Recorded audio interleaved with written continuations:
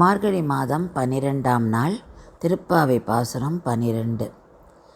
கனைத்து இளங்கற்று எருமை கன்றுக்கு இறங்கி நினைத்து முளைவழியே நின்று பால் சோர நனைத்து இல்லம் சேறு ஆக்கும் நற்செல்வன் தங்காய் பனித்தலை வீழ நின் வாசல் கடை பற்றி சினத்தினால் தென் இலங்கை கோமானைச் செற்ற மனத்துக்கு இனியானை பாடவும் நீ வாய்த்திரவாய் இனித்தான் எழுந்திராய் ஈது என்ன பேருறக்கம் அனைத்து இல்லத்தாரும் அறிந்தேலோர் எம்பாவாய். இந்த பாசுரத்தில் ஆண்டாள் ஒரு பெண்ணை எழுப்புறா. அந்த பெண்ணுடைய செல்வத்தை பற்றி சொல்கிறா. கிருஷ்ண கைங்கரியன்ற ஒரு உயர்ந்த செல்வத்தை நீ பெற்றிருக்க, அதாவது அந்த செல்வத்தோட அதிபனான ஒத்தனுடைய தங்கையே அப்படின்னு சொல்லி சொல்கிறா. இளங்கன்றுகள்லாம்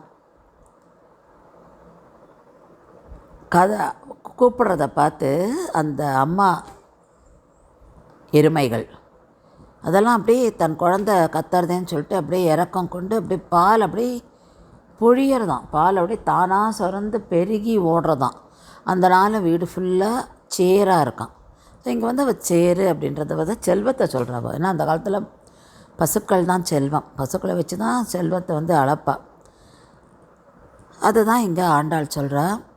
அப்பேற்பட்ட செல்வத்தை உடையவனின் தங்கையே, அந்த சேத்தெல்லாம் தாண்டி வா நீ வெளியில். நாங்கள்லாம் இங்கே தலையில் பனி விழுந்துட்டுருக்கு, அதோட உன் வீட்டு வாசலில் நாங்கள் நின்றுருக்கோம். வா எங்களோட வந்து கிருஷ்ணனை பற்றி பாடு, பெருமாளை பற்றி பாடு. நாங்கள் ராவணனை வென்ற, இலங்கைக்கு அதிபனான ராவணனை வென்ற பகவானை பற்றி பாடுறோம்.